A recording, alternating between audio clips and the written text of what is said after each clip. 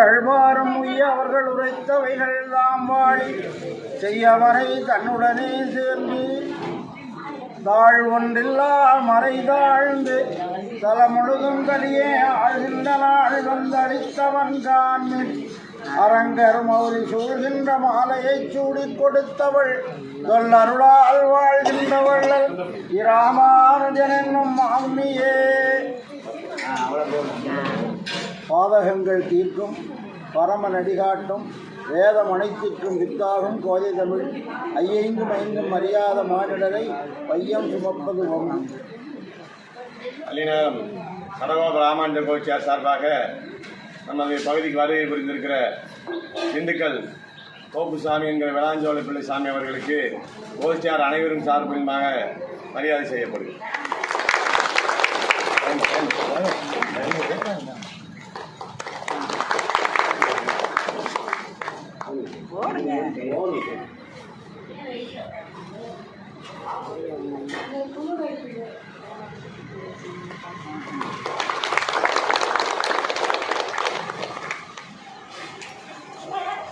அஞ்சு முடிக்கு ஒரு சந்ததியாய் ஆழ்வார்கள் தம் செயலை ஒட்டி நிற்கும் தன்மைகளாய் பிஞ்சாய் பழுத்தாளை ஆண்டாளை பக்தியுடன் நாளும் வழுத்தாய் மனமே மகிழ்ந்து. நம்முடைய சனாதன தர்மம் என்று சொல்லக்கூடியது விசிஷ்டாத்வைத சித்தாந்தம். இதற்கெல்லாம் அடிப்படை எங்கிருந்து ஆரம்பிக்கிறது என்று சொன்னால் வேதம்தான்.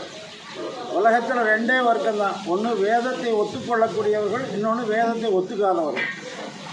வேதம்தான் சனாதன தர்மத்துக்கு அடிப்படையானது. சனாதனம் என்று சொன்னால் ஏதோ வேற எல்லாம் பேரில் இருக்கு, எப்பொழுதுமே பழமையானது, யாராலையும் உண்டாக்கப்படாதது. எப்படி நம்ம பாரம்பரியம்னு சொல்கிறோம், பரம்பரைன்னு சொல்கிறோமே, அதே மாதிரி இது ஆன்மீகத்தில் அப்போ இருந்து அப்படியே வேதம் வல்லவர்களாலே அனுஷ்டிக்கப்பட்டது தான் சனாதனமே தவிர அதில் சொன்னதுங்கிறது கிடையாது. அதில் எவ்வளவோ இருக்குது, அதை அனுஷ்டித்து வர்றாங்க. அப்பேற்பட்ட அந்த சனாதன தர்மம் அந்த வேதமாக இருக்கக்கூடியதை கற்பதற்கு புலங்களாய ஈரிரண்டில் ஒன்றிலும் பிறந்திலேங்க அதுக்குள்ளே தகுதி இருந்திருக்கணும். ஒரு பிராமணராக இருந்திருக்கணும், சந்தியாவந்தனாதிகள் போன்று இருக்கக்கூடிய கர்மங்களை செய்யணும். உபநயனம்னு சொல்கிறது, ரெண்டாவது கண்ணு திறக்கணும். முதல் கண்ணு நம்ம பார்க்குற கண்ணு, ரெண்டாவது உபநயனம். அது எது என்று சொன்னால் வேதத்தை கற்றுக்கொள்வதற்காக ஞான திருஷ்டியை திறந்து விடுவது. அது ஆச்சாரியனால் செய்யக்கூடியது. பிராமணர்களுக்கு மட்டுமே, பிராமண சத்திரிய வைசிய 3 பேர்த்துக்குமே உண்டு. இப்போ அவர்கள் மட்டும் பண்ணுறாங்க, மீதி பேரெல்லாம் அதை விட்டுட்டாங்க. விடுவதற்கு காரணம் என்னென்னா, நம்முடைய சம்பிரதாயம் எப்படி ஒரு பக்கம் வளர்ந்து கொண்டிருந்தாலும் ஒரு பக்கம் ஆச்சார அதாவது அனுஷ்டானங்களாலே விலகி நிற்பது போல நம்முடைய சனாதன தர்மத்தை காத்து வந்தவர்களாக இருக்கக்கூடிய வேத விற்பனர்களெல்லாம் இன்றைக்கி மேல்நாட்டில் போய் உட்காந்துருக்காங்க. அவருடைய பிள்ளைகள் என்ன காரணம் என்றால் வருவாய். அவர்கள் வியாபாரத்துக்கு வந்தாச்சு. ஒன்று வியாபாரம் பார்க்குறாங்க, டிவிஎஸ் மாதிரி பெரிய கம்பெனி. இன்னொன்று என்ன பண்ணுறாங்க, வெளிநாடுக்கு போயிடுறாங்க. அதற்கு என்ன காரணம் என்று சொன்னால், போன்றவர்கள் அவர்களை அனுசரித்து அவர்களிடத்தில் நம்ம பொருளை பெறலை. இன்றைக்கு வெளிநாட்டில் போய் கற்கக்கூடிய கல்வி உடம்பை வளர்க்கும், அறிவை வளர்க்க. அப்படியே அந்த அறிவு வந்தாலும் அது படையுடையும் பொருளை சம்பாதிப்பதற்கு தான் ஆகும். அப்படி இல்லாமல் ஞானம் அனுஷ்டானம் இவை நன்றாகவே உடையனான உருவை அடைந்தக்கால் மாநிலத்தீர் தேனார் கமல திருமாமகள் குழனன் தானே வைகுந்தம் தரும். வைகுந்தம் என்று சொல்லக்கூடியது தானே எம்பெருமான் கொடுப்பான் என்று சொன்னால் அதற்கு ஒரே வழியால் ஆச்சாரியனை பற்றி அவன் மூலமாக எம்பெருமானை அடைவது. இது வேதத்திலே காட்டப்பட்டுள்ளது. வேதத்தை நமக்காக வியாசர் என்ன, பராசர் என்ன, பரத்வாஜர் என்ன எல்லோரும் அனுஷ்டித்து காட்டினார்கள். அதை தொகுத்து கொடுத்தார் வியாசர் பாகவதமாக. அப்பேற்பட்ட அதெல்லாம் நம்மால் முடியுதா என்று சொன்னால், நமக்கு அளவிலே பெரியதாக இருப்பதனால அதை நம்மால் கற்க முடியல. மொழியிலே வடமொழியாக இருப்பதனால தமிழில் பிறந்தவர்களுக்கு கற்பதற்கு கடினம். அதை சுலபமாக்கி தருவதற்கு எப்படி கரும்பு கடிப்பணும்னு சொன்னால் பல் இருக்கணும், ரொம்ப குடிங்க கடிங்கன்னு இல்லை, இது கலெக்டர் பல்லுன்னு அப்போ எந்த பல் இருக்கணும்னா நல்ல கெட்டியான பல் இருக்கணும். அப்போ கரும்பு கடிப்பதற்கே ஒரு தகுதி இருப்பது போல வேதம் கற்பதற்கு என்ன வேணும் என்று சொன்னால் அந்த வகுப்பில் பிறந்திருக்கணும். அதுலேயும் பெண்களுக்கு கிடையாது, படிக்கலாம் ஆனால் ஓதக்கூடாது. ஓதுவது என்பது யாருனாலன்னா பிராமணர்களாக இருக்கணும், சந்தியாவந்தாதிகளை செய்யணும். அதில் தான் இப்போ எல்லாருமே, அதாவது 5 முறை தொழுவது போல நம்முடைய சம்பிரதாயத்திலையும் உண்டு. அவர்கள் மட்டும் தொழுகிறதில்லை, சனாதன தர்மத்திலையும் உண்டு. அதெல்லாம் கொஞ்சம் கொஞ்சமாக குறையத்தான் என்ன நடக்குதுன்னு சொன்னால் என்னென்னமோ நடக்குது. பஞ்சபூதங்களுக்கும் அவர்களாலே கொடுக்கப்படக்கூடிய அந்த ஆகுதிகள், அந்த அபிசுகள், அந்த தீர்த்தத்தை அப்படியே விட்டு மந்திரத்தை சொல்லுவாங்க, காயத்ரி ஜபத்தை. அது சொல்லுகிற பொழுது இந்த பஞ்சேந்திரியக்குள்ளே எப்படி நம்ம அடங்குதோ அதே மாதிரி பஞ்சபூதங்களையும் அதில் கட்டுப்பாட்டில் வச்சுருந்தாங்க. அதெல்லாம் குறைய என்ன ஆகுது, ஒரு பக்கம் பேய மாட்டேங்குது, இன்னொரு பக்கம் தார் ரோட்டில் படகு போயிடுது. அப்போ இதுக்கு என்ன காரணம் என்றால், அதனால தான் ஆண்டாள் சொல்கிறா பின்னாடி, தீங்கின்றி நாடெல்லாம் திங்கள் ஒம்மாறி பெய்யணும். ஏன் தீங்கின்றி பெய்யணும்னு சொன்னால் தீங்கோட பெய்யும்னு தெரியும். பேஞ்சு ஆரம்பிச்சதுன்னா என்ன செய்யறதுன்னு தெரியாத அளவுக்கு பெய்யுதே. காரணம் அதனுடைய நம்முடைய முன்னோர்கள் காட்டிய எல்லா வழியும் கடைப்பிடிக்கிறோம். பொருளாதாரத்தை மட்டும் கடைப்பிடிக்கிறோமே தவிர, அவங்க சம்பாதிச்சு கொடுத்ததை அப்படியே பரம்பரையாக நம்ம வச்சுக்கணும்னு நினைக்கிறோமே தவிர, நம்முடைய முன்னோர்கள் திருமணம் இல்லாமல் பிரசாதப்பட மாட்டாங்க, குளிக்காமல் திருமணம் வைக்க மாட்டாங்க. அதே மாதிரி பக்கத்தில் ஆலயம்னா சன்னதிக்கு போய் சேவைக்கு வந்து தான் பிரசாதம். இதெல்லாம் நாம் செய்வதை விட என்ன ஆச்சு அப்படின்னா 2024 டேஞ்சருங்கிறான், என்னென்னமோ நடக்க போட்டுக்கிறான். நம்ம நிம்மதியாக இருக்கிறதுக்கு வழி இல்லாமல் பயமுறுத்தலையே நமக்கு காலம் ஓடுது.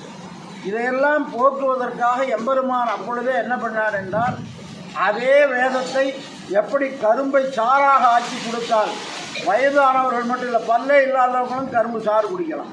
அதே மாதிரி வேதம் கற்க முடியாதவர்கள் பெண்ணும் பேதையரும் அனுபவிப்பதற்காக மயர்வர மதிநலம் அருளப்பெற்ற ஆழ்வார்களை அவதரிப்பித்தான் எம்பெருமான். ஏன் தானே 10 அவதாரங்கள் எடுத்து உலகம் திருத்த முடியல. அவரே 700 ஸ்லோகங்கள் கீதை சொன்னார், உலகம் திருத்தலை. அப்போ தான் சொல்லி முடியலையே, ஏன் இந்த மாதிரி செய்யணும்னா, எனக்கு பார்வையிட்டு மிருகம் பிடிப்பாரை போலேன்னா, பழகிய மிருகங்களை கொண்டு யானையை பிடிப்பாங்க, காடையை பிடிப்பாங்க, அது பழக்கம். அதே மாதிரி எம்பெருமான் ஒரு ஜாதி, நாமெல்லாம் ஒரு ஜாதி. பெருமாளுக்கு கூட ஜாதி உண்டான. ஆமாம், அவர் என்ன ஜாதினா, அதாவது பரமேஸ்வரன், அவன்தான் ஈசன், அவன்தான் பெருமாள், அவன்தான் எல்லாத்துக்கும் மேலே தேவகணம். நாமெல்லாம் என்னன்னா மனிதர். இதெல்லாம் ஜீவாத்மா, அது பரமாத்மா. பரமாத்மா ஒரு ஜாதி, ஜீவாத்மா ஒரு ஜாதி. இப்போ இந்த ஜீவாத்மாக்களை கடைத்தேற வேணும் என்று சொன்னால் சஜாதியர்களை கொண்டு கடைத்தேற வேண்டும் என்பதற்காக மயர்வர மதிநலம் அருளப்பெற்ற ஆழ்வார்களை அவதரிப்பிக்க செய்தார். ஆழ்வார்கள் எல்லா வர்ணத்திலையும் அவதரித்தார்கள். இந்த வர்ணம் அந்த வர்ணம்னு இல்லை, 4 வர்ணங்களிலையும் அவதரித்தார்கள். ஏன் எல்லாரும் பிராமணர்களாக இருந்திருக்கலாமா, அல்லது எல்லாருமே சூத்திரர்களாக இருந்திருக்கலாம்னா, பிராமணர்களாக இருந்தாலும் ஆழ்வார்கள் தன்னுடைய புலந்தாங்கு ஜாதிகள் 4லும் கீழிருந்து எத்தனை நலந்தான் இல்லாத சண்டாளர்களாகிலும் பலந்தாங்கு சக்கரத்தன்னர் மணிவண்ணர் கால் என்று உகழ்ந்தார். அடியார் அடியார் அடியார் அடியோங்களேன்னு ஆழ்வார் சொன்னார். அவரை தான் தலைவராக ஏற்றுக்கொண்டார். யார்? பட்டர் பிரானாக இருக்கட்டும், தொண்டரடிப்பொடி ஆழ்வாராக இருக்கட்டும், இவர்கள்லாம் பிறப்பால் உயர்ந்தவர்கள். ஆனால் தன்னை என்ன பண்ணி சொன்னார்? தொண்டன் ஜடகோபன் அவர் சொன்னார். இவர் என்ன சொல்கிறாராம், அதாவது தொண்டர்க்கு அமுதுன்ன சொல்மாலைகள் சொன்னேன்னு சொன்னார். அதே திருப்பானாழ்வார் அடியார்க்கென்னை ஆட்படுத்த விமலர்னர். இப்போ அடியார்களோடு அடியார்களாக இருக்கிறதா 10 ஆழ்வார்களுடைய நிலை. இந்த 10 ஆழ்வார்களுக்கும் ஒரு பிரச்சனை என்னன்னா, எல்லாரும் ஆண்களாக இருக்காங்க. உங்களால் முடியும், எங்களால் முடியாதுன்னு சொல்லி ஒரு பெண்ணுக்கிட்ட கூப்பிட்டு, இதெல்லாம் சாமி நீங்கள் நினைக்கிற மாதிரி நாங்கள் இல்லை, நாங்கள் நினச்ச நேரம் வர முடியாது, எங்களுக்குன்னு சில பிரச்சனைகள் இருக்குமா. பிரச்சனை மட்டும் இல்லை, அவர்களுக்குன்னு சில தகுதிகள் இருக்குது. என்னென்னா, ஒரு பெண்குலம் நினைத்ததென்று சொன்னால் இந்த உலகத்தையே மாற்றக்கூடிய ஆற்றல் அவர்களுக்கு உண்டு. கேட்டாங்க, மருமக கோஷ்டிக்கு வரமாட்டேங்குது சாமி, மாப்பிள்ளை முரண்டு பிடிக்கிறார், ஒன்றும் பிரச்சனையே இல்லை. அவர்களுக்கெல்லாம் ஒரே வழி, நீங்கள் முதல்ல ஆச்சார அனுஷ்டானங்களை நீங்கள் முறையாக கடைபிடித்து அந்த பிரசாதம் இருக்க தளிகை இருக்க பெருமாளுக்கு அம்சம் பண்ணிட்டு அதை அந்த சாதத்தை அந்த பிரசாதத்தை அவர்களுக்கு உண்டார்கள் என்று சொன்னால் எப்படி மறைமுகமாக கெடுதல் செய்யறதுக்கெல்லாம் என்னென்னமோ மந்திரம் பண்ணுறாங்க, அது எல்லாத்துக்கும் தெரியும். அதை செஞ்சாச்சுன்னா பின்னாடியே வந்துடுவார், பின்னாடியே போயிடுவார், ஏமாந்துடுறது, பணம் கொடுக்குறது, அது நம்புகிறோம். அதை நம்பும்போது ஏன் இதை நம்பக்கூடாது? நாம் இதை கரெக்டாக செஞ்சோம்னு சொன்னால் கண்டிப்பாக அது ஒரு மாற்றம் வரும். ஆனால் நாம் அது மேலே நம்பிக்கை. அப்பேற்பட்ட ஒரு பெண்குலத்துக்கு ஒருத்தியாக வந்து தோன்றியவள் தான் ஆண்டாள் நாச்சியார். ஆண்டாள் நாச்சியாருடைய சொல்லுக்கும் மற்றவருடைய சொல்லுக்கும் வித்தியாசம் உண்டு. என்ன திருமங்கை ஆழ்வார் என்ன சொல்கிறார்? கடியன் கொடியன் நெடியமாள்ங்கிறார். ஆண்டாளுடைய சொல்லு அதே கொஞ்சம் வித்தியாசமாக இருந்தாலும் கோவிந்தான்னு என்னன்னா மாடு மேய்க்கிறவனேன்னு அர்த்தம். மாட்டு பயிலேன்னு சொல்கிறத கொஞ்சம் டெக்னிக்கலாக சொல்கிறார். சொல்கிறதையே கொஞ்சம் நாசூக்காக சொல்கிறது. கோவிக்கிறது தான் கோவிக்கிங்க, கொஞ்சம் கௌரவமாக கோவிக்கக்கூடாதா அப்படின்னு சொல்லலாம். மாதிரி மாட்டுக்காரன்னு சொல்கிறத கோவிந்தனை பசு விந்தனை காப்பாற்றுறோம், நாடு மேய்க்கிறோம். இந்த பக்குவம் ஆண்டாளுக்கு எப்படி வந்ததுன்னா 5 குடிக்கு ஒரு சந்ததி என்ன தீங்கு வருமோ என்று எம்பெருமானிடத்திலே அவருடைய வடிவழகிலே மயங்கி அவருக்கு பல்லாண்டு பாடக்கூடிய குடிதான் ஆழ்வார்கள். பெரியாழ்வார் மட்டும் பாடலை, நம்மாழ்வாரும் பாடினார். பொலிக பொலிக போயிற்று வள்ளுயிர் சாமம் பொலிக பொலிக என்று சொன்னார். ஆண்டாள் அவர்களுக்கெல்லாம் 5 குடிக்கு ஒரு சந்ததியாக வந்தவர் என்ன பண்ணார்னா போற்றி போற்றி என்று மங்களாசாசனம் பண்ணார். அந்த ஆண்டாள் நாச்சியாருடைய அருளி செயல் நமக்கெல்லாம் தேனிலும் இனிய தமிழ் சங்க தமிழ் மாலைங்கிறார். இது என்ன ஒரு 700 பாட்டு இருக்குமா? நான் இல்லை, 30 பாட்டு. இந்த 30ன்னு சொன்னால் கூட ஏதோ கொஞ்சம் அதிகமாக தெரியுங்கிறதுக்காக என்ன பண்ணார், 5 5 அவ்வளோதான். 5 × 5 + 5, அதாவது இரட்டை 50ன்னு சொல்லுவாங்க. 100 பேர்னு சொன்னால் அதிகமாக தெரியுமா? இரட்டை 50 அப்படிங்கிறார். 2 50 100. அதே மாதிரி 5 5 அறியா மானிடரை வையம் சுமப்பது வம்பு என்று சொல்லக்கூடியது. அந்த அனுபவத்தை ஆண்டாள் நாச்சியார் மற்றவர்கள் மாதிரி உபதேசம் மட்டும் பண்ணலை. உபதேசம் பண்ணுறதெல்லாம் மற்ற மதங்களில் இருக்கும், செயல்பாட்டில் அப்படியே கடைபிடிக்கக்கூடியவர் ஆண்டாள். என்ன செய்தார் என்றால்,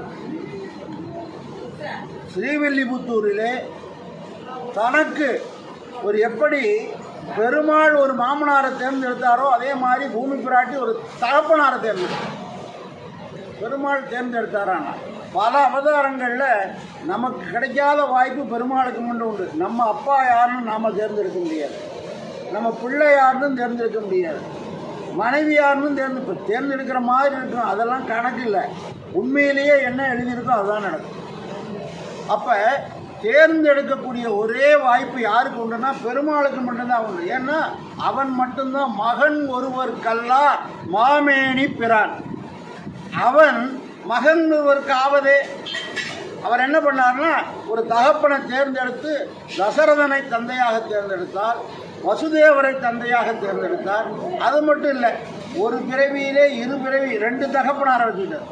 அவர் பிறந்தார், அதோடு முடிஞ்சவர் ராஜா. வசுதேவர் ராஜா. ஆனால் நந்தகோபாலன் இடையன், மாடு மேய்க்கணும். கூர்வேர் கொடுந்தொழிலன் நந்தகோபன், அவருக்கு குமரனா வந்தார். அப்போ எம்பெருமான் என்ன நினைக்கிறாருன்னா, இந்த மாதிரி தனக்கு தகுதியாக உள்ள தகப்பனை தேர்ந்தெடுத்துக் கொள்வது போல, தனக்கு தகுதியாக உள்ள மாமனாரை பெரிய பெருமாள் தேர்ந்தெடுத்தது போல, ஆண்டாள் நாச்சியார் பூமி பிராட்டி தனக்கு ஒரு தகப்பனை தேர்ந்தெடுத்தார். எங்கேன்னு சொன்னால் பெருமாளுக்கு பல்லாண்டு பாடக்கூடிய வம்சம். நமக்கெல்லாம் என்ன பேர் சொன்னால் தொண்டர்களுங்கிறதான் வகுப்பு. என்ன வாழ்வோர் மீன்வோர்லாம் கேட்கக்கூடாது, எல்லாரும் என்ன பாகவதர்கள், எல்லாரும் அடியார்கள். அப்போ அடியார்களுடைய வர்க்கத்திலே ஒருத்தியாக வந்து பிறந்து இருந்தவள் என்ன செய்தார்னா, பெரியாழ்வார் பெற்றெடுத்த பெண் பிள்ளையாக, கர்ப்பவாசம் இல்லை, ஒரு திருத்துழாய்க்கிழி அடியிலே வந்து தோன்றினாள். அப்படி தோன்றினாலும் தத்து கொண்டார்களோ தானே பெற்றார்களோ என்று கண்ணனை எப்படி வளர்த்தார்களோ அதே மாதிரி பெரியாழ்வார் பெற்றெடுத்த பெண் பிள்ளையாக வளர்ந்தார். அந்த வளர்ப்பு தான் ஒருத்தருடைய அதாவது தகுதியை உயர்த்தும். நாம் நல்லா எப்படி இருக்கிறோம்னோ அப்படித்தான் பிள்ளைகளும், பிள்ளைகள் எப்படி இருக்கோ அப்படித்தான் பேரன் இருப்பான். பேரன் மட்டும் நல்லா இருக்கணும்னு நினச்சா நீங்கள் வளர்த்த பிள்ளை எப்படி இருக்குன்னு கேட்பாங்க இல்லையா?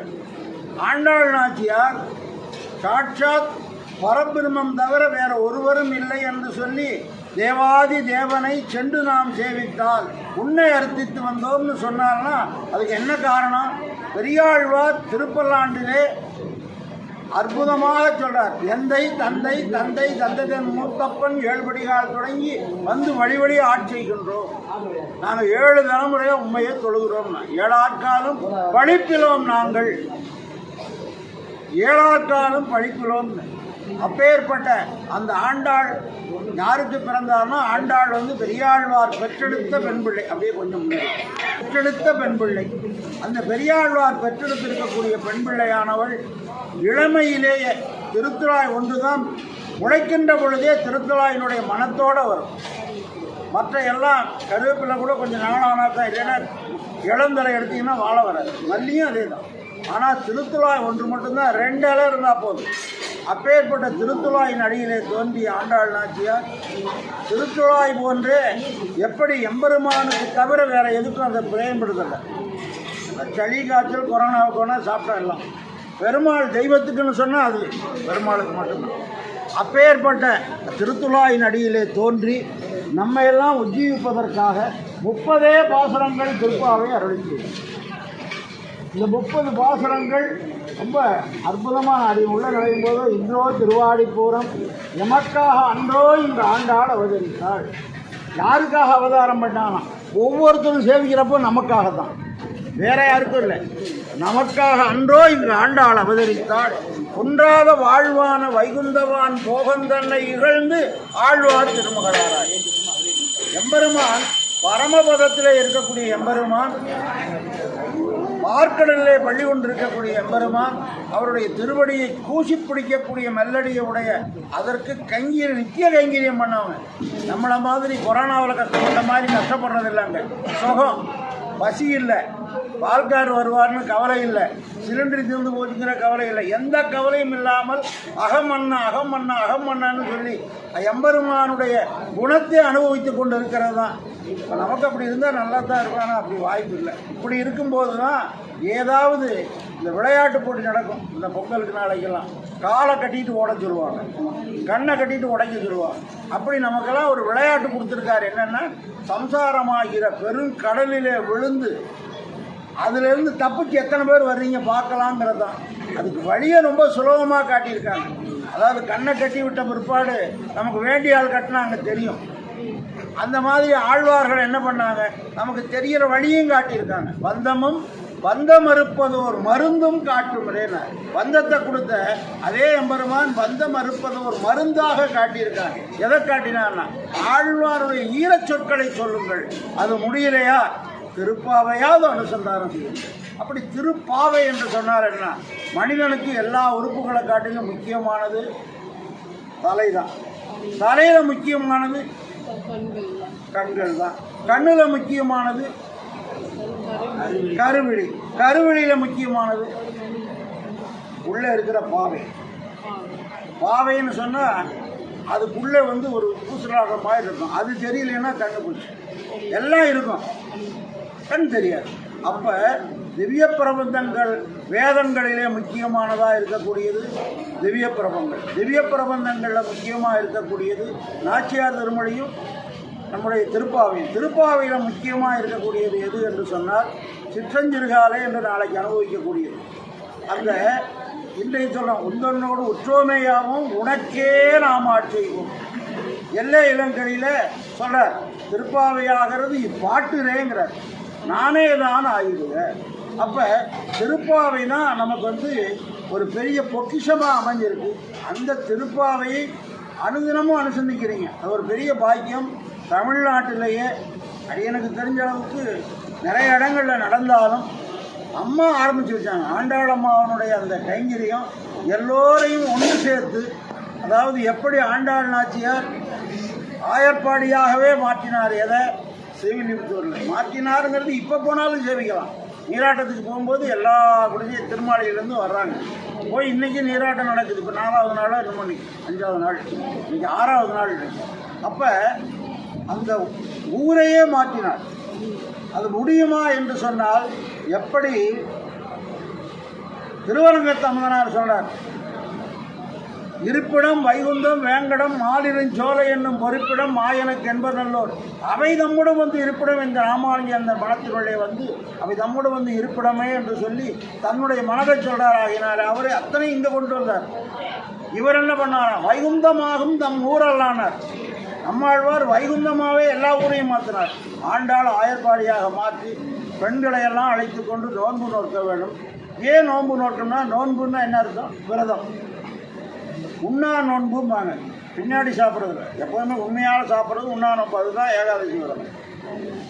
அதே மாதிரி நமக்குள்ளே சில நோன்பு உண்டு. சில காய்கறிகளை சேர்க்கறது இல்லை, அதெல்லாம் தாமசமான உள்ள காய்கறிகள், வெங்காயம் வெள்ளைப்பூடு சுரக்காய் இதெல்லாம் வந்து காய்கறிகள் தானே. என்ன காய்கறிகளே உண்டு. மாத்திரை எல்லா மாத்திரையுமே மெடிக்கலில் வாங்கி சாப்பிட்றோம். இந்த சுகருக்கு மாத்திரை, இது சுகர் பேஷண்ட், இதை சாப்பிடக்கூடாது. சுகர் லெஸ்ஸாக இருக்கணும், அந்த ஹார்லிக்ஸ் தான் சாப்பிடணும். அப்போ பொருள்களில் இது சாப்பிடலாம், இது சாப்பிடக்கூடாது இருக்கிற மாதிரி உணவில் அந்த கட்டுப்பாடு உண்டு. அப்படி எதை நாம் சொல்லணுமோ சொல்லக்கூடாதோ அதையெல்லாம் நம்முடைய ஆண்டாள் நாச்சியார் அற்புதமாக நமக்கு காட்டி வைத்திருக்கக்கூடியது திருப்பாவை.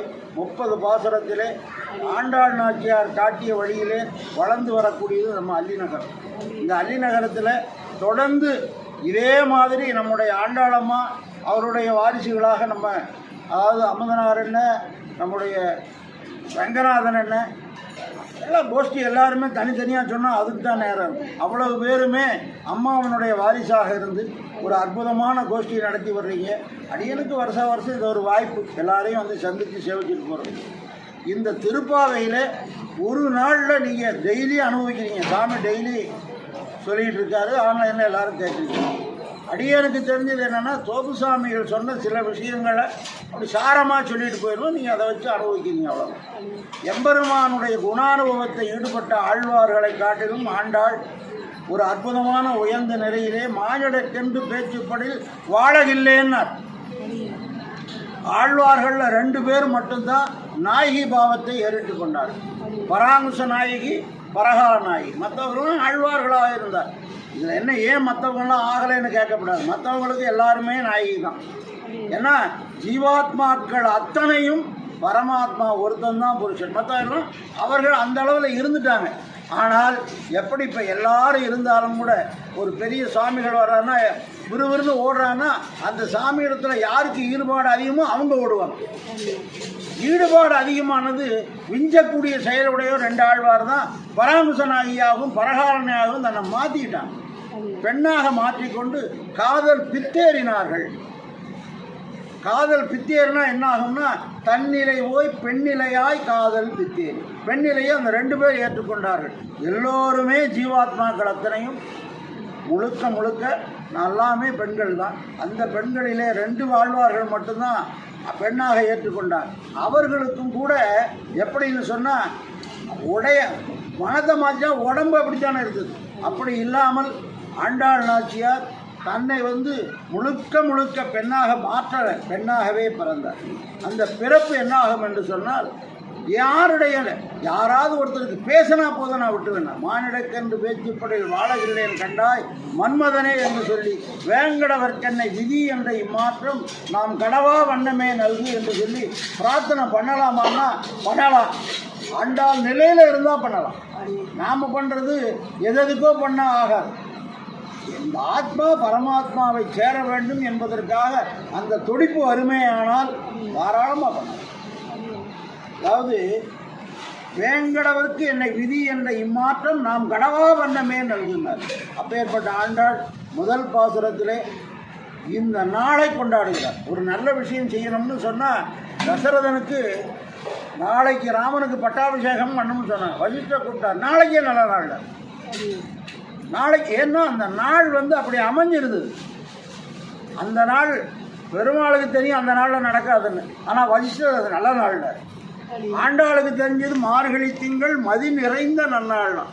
மார்கழி என்று சொன்னாலே மேலானதுன்னு அர்த்தம்.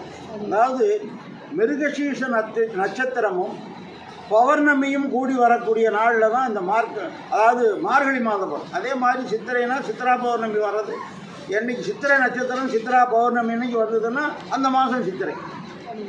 மிருகசீசம் என்று சொல்லக்கூடிய அந்த மார்க்கங்களில் தலையாயது எது என்று சொன்னால் இந்த உச்சி இருக்கு இல்லையா, இது வழியாக ஆத்மா எம்பெருமானை சென்று அடைஞ்சதுன்னா மறுபடி பிறப்பில்லை.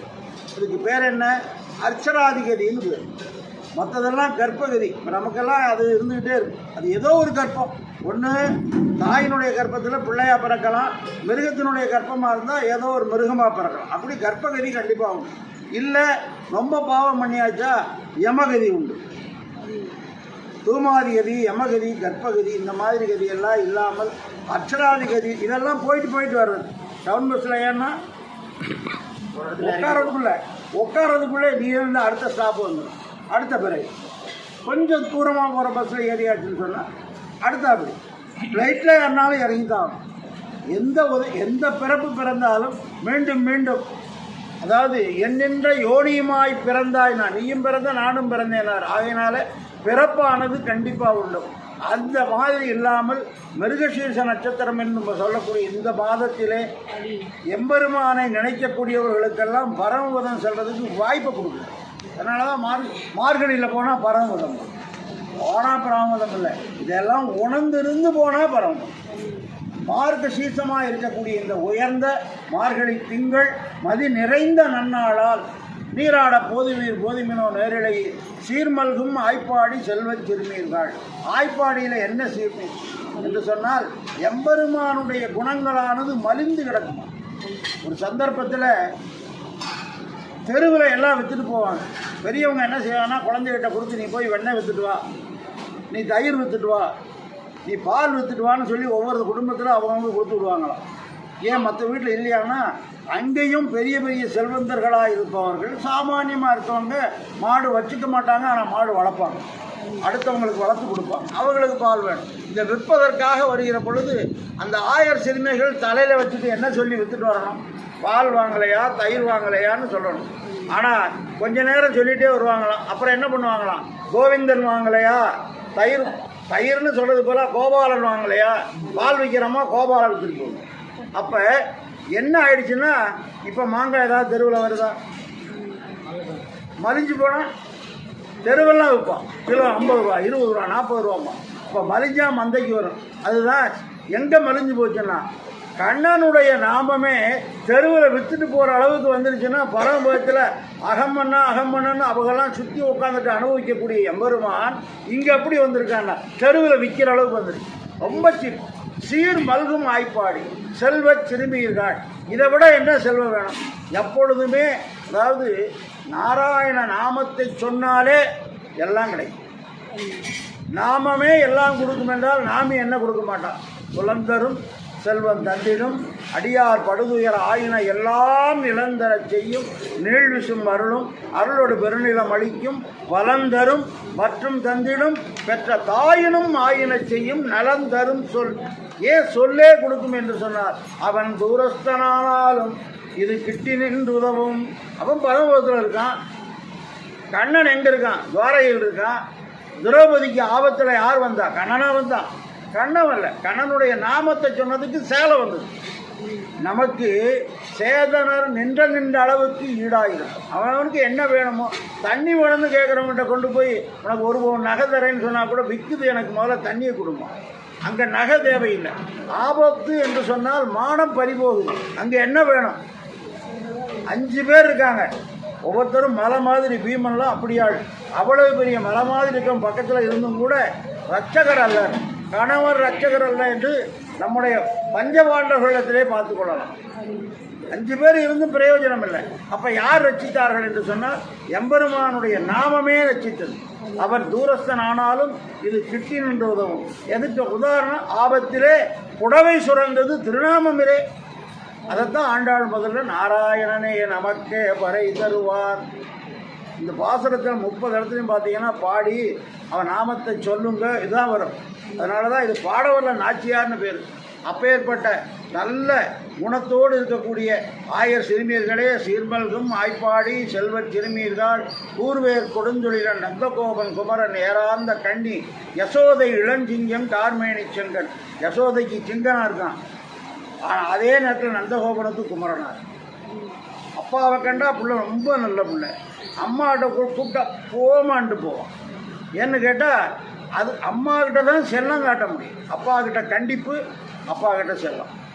இது ரெண்டு. அப்பாக்கிட்ட வந்து அவ்வளோ கண்டிப்பாக இருக்கும், அம்மாக்கிட்ட தான் செல்லம் காட்டணும். அப்போ யசோதை இளஞ்சிங்கம் கார்மேனி செங்கன் கதிர்மதியம் போல் முகத்தான் நாராயணனே நமக்கே பறை தருவான்.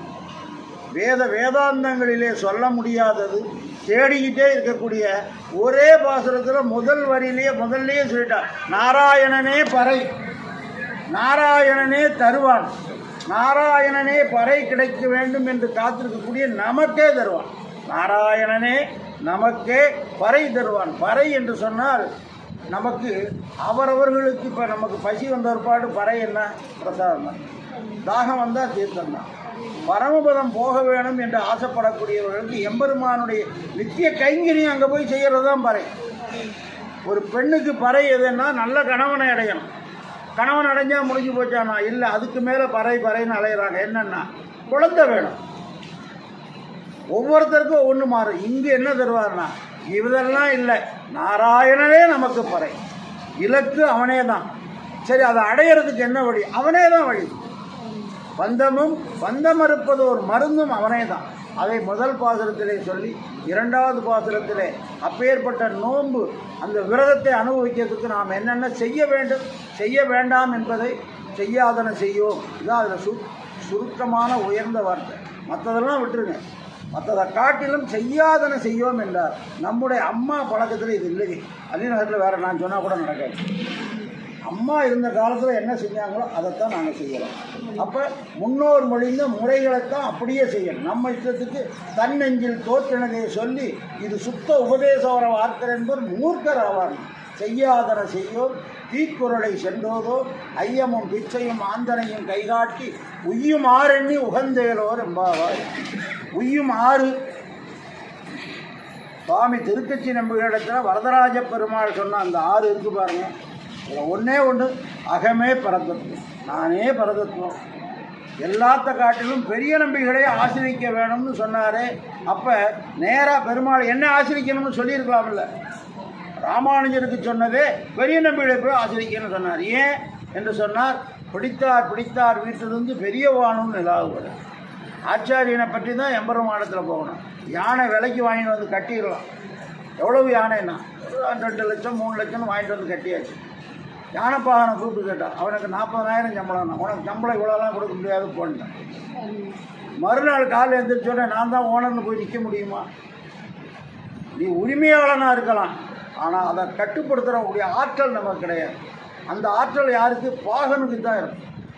அதனால் நம்முடைய முன்னோர்கள் எம்பெருமான் முதல் கொண்டு ஈஸ்வரனும் ஆச்சாரியத்துவத்தை ஆசைப்பட்டு கிடக்கும்னா, அவனும் ஆச்சாரியனாக இருக்கணும்னு தான் என்ன பண்ணான்? ஈராச்சாரியனாக வந்தானா. நாம் என்ன சொன்னாலும் உலகத்தில் திருந்த மாட்டேங்கிறாங்க, நம்மளை ஆச்சாரியனாக மாறி பார்க்கலான்னு. அப்போவும் முடியல. என்ன கேட்டால் எம்பெருமான் எவ்வளவு யானைப்படுத்தாலும் குதிரை மட்டும்தான். எவ்வளவு தான் இறங்கினாப்பி. அர்ஜுனனுக்காக என்னென்னமோ பண்ணாப்பி. எத்தனை புரியலைங்கிறான். நீ என் மாமன் தானே, எனக்கு என்னுடைய மச்சான் தானே, நீ எப்படி என்னோட இருந்துட்டு இவ்வளவும் பேசுகிறேங்க? புரியலை. ஏனென்று கேட்டால் மானிட பிறவி அந்தோ மதிக்கிறது. மனுஷனாக வந்தாச்சு மதிக்கலைனார். அப்படி இல்லாமல் உலகத்தை உயிர்ப்பதற்காக சுவாமி எம்பெருமானாருக்கே ஆச்சாரியனாக இருந்த பெரிய நம்பிகளை நீ ஆசிரிக்க வேண்டும் என்று சொன்னார்.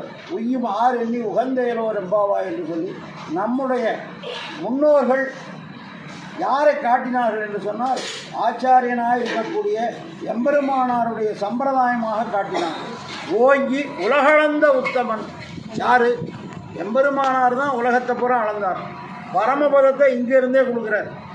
போய் அளந்துட்டு வர வேண்டியதில்லை. பெருமாள் கூட திருவடி அவ்வளோ தூரம் தூக்கினார். என்ன பண்ணாராம்? ஆசை உடையோர்க்கெல்லாம் ஆரியகால் கூறும் என்று பேசி வரம்பறுத்தாராகினாலே அப்பேற்பட்ட அந்த ஓங்கி உலகளந்த உத்தமன் பேர்பாடி நாங்கள் நம் பாவைக்கு சாற்று நீராடினால் தீங்கின்றி நாடெல்லாம் திங்கள் மும்பாரி பெய்யும். மழை பெய்யணும். எப்படி பெய்யணும்னா, மழை என்று சொன்னால், அதாவது வேலுக்குடி சுவாமி இருக்கார், அவரோட தகப்பனார், அவருடைய உபன்யாசத்தில் என்ன, அது மட்டுமல்ல அப்படியே கொட்டுவார். சரமழை போல் வந்து போயெல்லாம் இல்லை, அது பாட்டில் வந்துக்கிட்டே இருக்குமா. சரமழை போல் எப்படி? திங்கள் மும்மாரி மாதம் 3 கால சேவை நடக்கணும். அது மட்டும் இல்லை, அங்கே 3 என்ன இருக்குன்னா சித்து அசித்து ஈஸ்வரங்கிற தத்துவத்தை சொல்லணும். அதாவது தத்துவ திரயங்களை சொல்லணும், தத்துவ ரகசியங்களை சொல்லணும். இதெல்லாம் சொல்லுவதுதான் மும்மாறி பெய்து தீங்கின்றி நாடெல்லாம் திங்கள் மும்மாறி பெய்து ஓங்கு பெருஞ்சென்னல் ஊடு கயல்களை குவளைப்போதில் பொறிவண்டு கண்படுப்ப தேங்காதை புத்திருந்து சீர்த்த மலை கட்டி வாங்க குடம் நிறைக்கும் வள்ளல் பெரும்பசுக்கள் பசுக்கள் பெரும்பசுக்கள் வள்ளல் பெரும்பசுக்கள் ஆற்றப்படைத்தான் மகனேன்னு சொல்லுவார். இந்த பசுக்கள் யாருன்னா நம்முடைய ஆச்சாரியர்கள். பெரும்பசுக்கள் யார் என்றால் எம்பெருமானார் போன்று இருக்கக்கூடியவர்கள். அதற்கு மேலே பெரும்பசு யார் என்று சொன்னார். அதாவது ஆள வந்தார் அப்படி காட்டினார். இவர் தான் முதல்வன்னு காட்டினார். அவளை காட்டினது உடனே எப்படி இந்த கொரோனா டயத்தில் பார்த்தாலே பார்வை ஒன்றே போதும்னு அவ்வளோதான், பார்த்தா போதும், தொட்டா போதும் சொன்னாங்க இல்லையா. அவர் பார்த்தார், அவ்வளோதான், முடிஞ்சு. அதில் தான் அதுதான் ஒருத்தர் கேட்டார். புறத்தாழ்வான் அங்கே தானே இருந்திருப்பார். புறத்தாழ்வானை பார்த்து இந்த ஆள வந்தார், இந்த ஒரு பார்வை பார்த்து இவர் ஆயிருக்கலாம்னு சொல்லியிருந்தால் சம்பிரதாயம் ஆழ்வான் சம்பிரதாயம் ஆயிருக்கு. முழுக்க முழுக்க இப்படி பண்ணிட்டு போயிட்டார் ஆள வந்தார்னு ரொம்ப ரசூத்தியாக சொன்னார். ஆள வந்தாருடைய கருணை பார்த்தாரு ஆம் முதல்வனா, இவர் தான் முதல்வனாம்னு சொன்னார். அப்பேற்பட்ட ஆச்சாரியர்களை தான், அதாவது திங்கள் மும்மாறி பெய்து ஓங்கு பெருஞ்சென்னல் அப்படி செய்தால் என்ன ஆகும்னா இந்த சிஷ்ய சம்பத்துக்கெல்லாம் பெருஞ்சென்னலாக வளர்ந்துருக்கு. அது குறையக்கூடாது. அது குறையாமல் இருப்பதற்கு நாம் என்ன செய்யணும்னா இனிமேல் நம்முடைய பிள்ளைகள் பாகவதர்களாக மட்டுமில்லை, ஒவ்வொருத்தரும் தத்துவங்களை சொல்லக்கூடிய அளவுக்கு தயார் பண்ணணும். அப்படி இல்லைன்னு சொன்னால் அடுத்த தலைமுறைக்கு ஆள் இருக்கு. ஏதோ அம்மாவனுடைய அந்த ஒரு ஆசீர்வாதம் நம்ம சாமி இன்ஜினியர் சாமி நாராயணசாமி எல்லாம் ஓரளவுக்கு எடுத்து சொல்கிறாங்க. நல்லா சொல்கிற அளவுக்கு. அது மட்டும் இல்லை, விளக்கில் கொளுத்தின பிரதீபம் போல அம்மாவோட பொருத்தனாச்சு ரங்கநாதன் வந்தாச்சு ரங்கநாதன் நாராயணசாமி இருக்கார். இதே மாதிரி நிறைய காலட்சேப அதிகாரிகளை உருவாக்க வேணும். அதுக்கு ஒரே வழி என்ன செய்யணும்னா அடியார்களாக இருக்கக்கூடியவர்கள் எல்லோரும் காலட்சேபங்கள், கிரந்த காலட்சேபங்கள் கேட்கணும். கிரந்த காலட்சேபம்னா கிரந்தத்தை வச்சு அதில் என்ன இருக்கோ அதை மட்டுமே படித்து அதனுடைய பொருளை சொல்லணும். இப்போ அடியெல்லாம் இப்போ பேசுகிறேன்னா இது கிரந்த காலட்சேபம், இது வாயில் வந்தது சொல்லிட்டு போகிறோம். இது முக்கியம் இல்லை. எது முக்கியம்னா அதில் 3000 படினா அதில் என்ன இருக்கோ அதை சொல்லணும். அப்போ தான் வேறு கருத்துக்கள் மாறாமல் இருக்கும். அப்பேற்பட்ட சென்னல் ஊடுகையில்களை என்று சொல்லி 3வது பாசத்திலே சொல்லி இவர்களுக்கு எப்படி மழை பெய்யணும் தீங்கின்றி நாடெல்லாம் பெய்யணும்னு சொன்ன உடனே வருணதேவன் நான் என்ன செய்யணும்னு கேட்டார். ஒரு தேவதாந்தரம் ஆண்டாள் நாச்சியாரத்தில் இப்படி செய்யணுமோன்னு கேட்க முடியுமா என்று கேட்டால் நமக்கு உலகத்தில் உள்ள அத்தனை தேவதைகளும் ஒரு பாகவதர் போனால் என்ன பண்ணுவாங்களா, ஐயோ பாகவதர் போகிறானேன்னு சொல்லி அவங்களுக்கு எவ்வளவு கொண்டாட்டம் இருந்தாலும் என்ன செய்வாராம், வணங்கிட்டு நிற்பாங்களாம். என்ன காரணம் என்றால் பாகவதர்களுக்கு தான் எம்பெருமானுடைய அடியார்கள் இவங்கெல்லாம். இப்போ ஒன்றும் இல்லை, ஒரு பெரிய போலீஸ் அதிகாரின்னு வந்தாருன்னு வச்சுக்க, நம்மளை அறியாமலே அவங்களுக்கு மரியாதை கொடுக்கணும். ஒரு மந்திரிக்கு உறவு, மந்திரியோட டிரைவர் இப்போ வந்தாலே எல்லோரும் யோசிக்கணும், ஐயா வர்றாரு போடுறதுக்கு டிரைவர் வர்றாரு. அதே மாதிரி தான் ஒரு பாகவதர் தெருவில் போனால் கூட அதான் கேட்டார், பட்டர் கேட்டார், திடீர்னு ஒரு தேவதை புறப்பாடாகி வந்ததுன்னா ஒரு பாகவதர் தெருவில் போனால் நீங்கள் என்ன செய்வீங்கன்னு கேட்டார். கேள்வியை மாற்றி கேளு. கேள்வி எப்படி கேட்டிருக்கோம், நான் ஒரு பாகவதர் தெருவில் வரும்போது ஒரு தேவதாந்தரம் வந்ததுன்னு சொன்னால் தேவதாந்தரம் என்ன செய்யும்னு கேளு. தெருவில் வாக்கிங் போகிறதுக்கு மந்திரி நடந்து போகிறாரு, அதே மந்திரியோட காரை டிரைவர் எடுத்து ஓட்டிகிட்டு வர்றாரு. மந்திரியை பார்த்தா காரில் உட்காந்துருக்க டிரைவர் என்ன செய்வார், இறங்கி நிப்பாட்டி இறங்கி ஐயா இல்லை நீ போ அப்படின்னு சொல்கிற மாதிரி இந்த தேவதைகள் எவ்வளவு கொண்டாட்டம் கொண்டாடினாலும் ஒரு பாகவதர் தெருவிலே கண்டான்னா அவர்களை வணங்கி வழிபட்டு போவார்கள். ஆனால் அந்த தகுதியை நாம் வளர்த்துக்கணும். சும்மா பாகவதர்னு பேர் மட்டும் சொன்னால் பத்தாது, திருமணம் மட்டும் இருந்தால் பத்தாது, இந்த மாதிரி வேட்டி கட்டினா மட்டும் பத்தாது, சொரூபத்தையும் சேர்த்து வச்சுக்கணும். சொரூபம் வந்தது என்று சொன்னால் தேவதைகள் தன்னால் இவரை வணங்குவார்களாம். அப்படி வணங்கியது தான் லவீயத்திலே பார்க்குறோம். பெரிய அதிகாரிகளுக்கு இப்போ ஒரு விசேஷம் அவர் வீட்டில் நடக்குதுன்னு சொன்னால் யாரையும் போய் கூப்பிட வேண்டியதில்லை, எல்லாரும் அவங்க வருவாங்க. பந்தக்காரன் வருவான், மைசெட்டுக்காரன் வருவான், நாதகரக்காரன் வருவான், புரோகிதர் கூட கேட்டு போகிறார், நம்ம வீட்டில் விசேஷம்னாங்க என்னைக்கு அப்படின்னு சொல்லுங்க. அதே மாதிரி தேவதைகள்லாம் வரும் என்பதனாலே அந்த வருணதேவன் கேட்குறான், அம்மா நான் மழை எப்படி பெய்யணும்னா ஆழிமலை ஆழி போல் மின்னி வலம்புரி போல் நின்று அஜம் ஆழிமலை கண்ணா ஒன்று நீ கைகரவேல் ஆழிகள் புக்கு முகந்து கொடு ஆற்று ஏறி ஊழி முதல்வன் உருவம் போல் மெய்கருத்து பாடியம் தோளுடை பத்மநாபன் கையில் ஆழி போல் மின்ன வேண்டும் வலம்புரி போல் நின்று அதிர வேண்டும். இதெல்லாம் முழுக்க முழுக்க சுவாபதேசத்திலே ஆச்சாரியனையே உணர்த்தக்கூடியது. ஆச்சாரியன் இல்லை என்று சொன்னால் அவருடைய அந்த மழை பெய்யலைன்னு சொன்னால் உலகத்தில் ஒன்றுமே இல்லை. நீரின்றி அமையாத உலகு. அந்த எப்படி அவர் சொல்ல வேணுமா, ஆடி போல் மென்னி வலம்புரி போல் நின்று அதிர்ந்து தாழாதே சார்ந்தம் உதைத்த சனமலை போல். நம்முடைய அவர் தாரப்பங்காடு சாமி இருந்தார், வேலுக்குடி சாமி இருந்தார், அவருடைய பிள்ளை இப்போ வேலுக்குடி கிருஷ்ணன் சாமி வந்தார், அவருடைய பிள்ளை ரங்கநாதன் வந்துட்டார். ஒருத்தர் எப்படின்னா ஒருத்தருக்கு ஒருத்தர் போட்டி போட்டு சொல்கிற அளவுக்கு அந்த சரமலை போல் பெய்கிறாங்களே. வாழ உலகினில் பெய்கிறாய் நாங்களும் மார்கழி நீராட. எல்லாரும் தான் பேசுகிறாங்க. கொஞ்ச நாளைக்கு முன்னாடி கட்சிக்காரர் பேசுவார், வாயில் ஒரு வார்த்தை கூட நல்லதே வராது. அது எப்படி தான் பேசி பழகினால தெரியும். அப்போ அதை கேட்குறதுக்கு ஒரு கூட்டம் நிற்கும். எப்படி இந்த கொலா சண்டையை வேடிக்கை பார்க்குற மாதிரி. அப்படி இல்லாமல் உலகம் வாழ வேணும். அதை கேட்டார், அவருடைய பேச்சை கேட்டார், தெரிஞ்சினார். சம்பிரதாயத்தை பற்றி என்னன்னே தெரியாமல் ஒருத்தர் ஒரு நாள் காலட்சேபம் கேட்ட ஒரே நாளில் மறுநாள் அடியன் சமாசனம் பண்ணிக்கிறேன்னு சொல்லி வந்த காலமெல்லாம் உண்டு. தோப்புசாமி கேட்டது அந்த மாதிரி அதிசயம் நிறையா நடந்தது. திருவண்ணாமலை பக்கத்தில் போலூர்னு ஒரு ஊர். அங்கு எங்களுடைய ஆச்சாரியன், அடியனுடைய ஆச்சாரியனுக்கு பின்னாடி வந்த லட்சுமணஜீயர் தோப்புசாமி அழைச்சிட்டு அங்கே போயிருக்காரு. அங்கே போன உடனே ஒரு காலட்சேபம். அந்த ஊர் மக்கள் ஏற்கனவே எல்லாரும் பாகவதர் தான். ஆனால் பிள்ளைகள்லாம் இன்னும் பண்ணாமல் கொஞ்சம் பேர் உறவுகள்லாம் அப்படியே இருந்திருக்காங்க. ஒரே நாள் உபன்யாசம் 1 மணி நேரம் தொடர்ந்து கேட்ட உடனே அவர் வேறு ஒன்றுமே பெரிய விஷயமெல்லாம் சொல்ல, இப்போ சொல்கிற மாதிரி சாதாரணமாக சொல்லியிருக்காரு. அவங்களுக்கு புரிஞ்சிருச்சு, அவ்வளோதான்.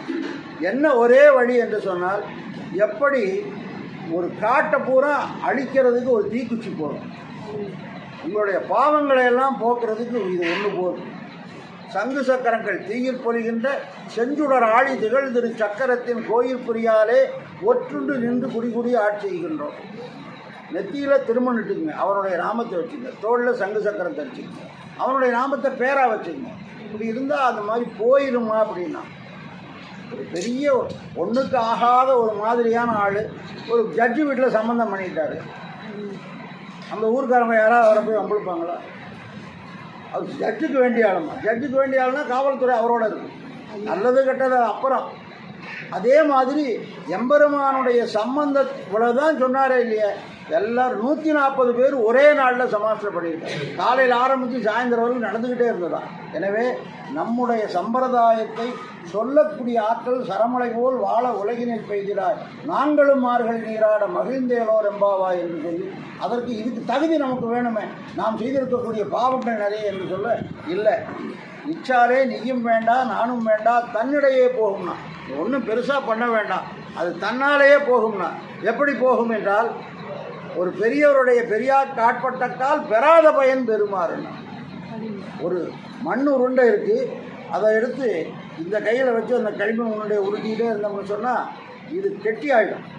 அதையே ஒரு தண்ணிக்குள்ளே வச்சு இப்படியே உருட்டிட்டு இருந்தோம்னா கரைஞ்சி போயிடும், போகிறதே தெரியாமல் போயிடும். அதே மாதிரி போய பிழையும் பூதருவான் நின்றனவும் தீயிலில் தூசாகும் செப்பேரோர் என்பார். நீ செய்ய வேண்டியது அவனுடைய நாமத்தை சொன்னால் போதும். செப்பு தெலுங்கு வார்த்தை இல்லை, தமிழ் வார்த்தை. செப்பேலோர் எம்பாவாய் ஆண்டாள் சொல்வார். அப்பேற்பட்ட உயர்ந்த அந்த ஒரு நிகழ்ச்சி எது பரமபதம் என்று சொல்லக்கூடியது. இந்த ஜீவாத்மா சென்று அவனுக்கு தொண்டே செய்யக்கூடிய உயர்ந்த நிலைக்கு என்ன செய்யணும்னா, அடியார்களோடு சேர்ந்து போகணும், அவ்வளோதான். 10 அடியார்களை துணைத்தேட்டம் கொண்டு போகிறார். 10 அடியார்களை எப்பேற்பட்டவர்கள் என்று சொன்னால், பொய்கை பூதன் பேயார் புகழ்மழிசை ஐயன் அருள்மாறன் சேரலகோம் தீய பட்டநாதன் அன்பர் தாழ்தூழி நற்பானன் நற்கலியன் என்று இப்படி 10 ஆழ்வார்கள் போந்திருக்கக்கூடிய தோழிகளை எழுப்பி கொண்டு செல்றார். தோழிகளுக்கு இந்த குணம் வருமானா? வரும்.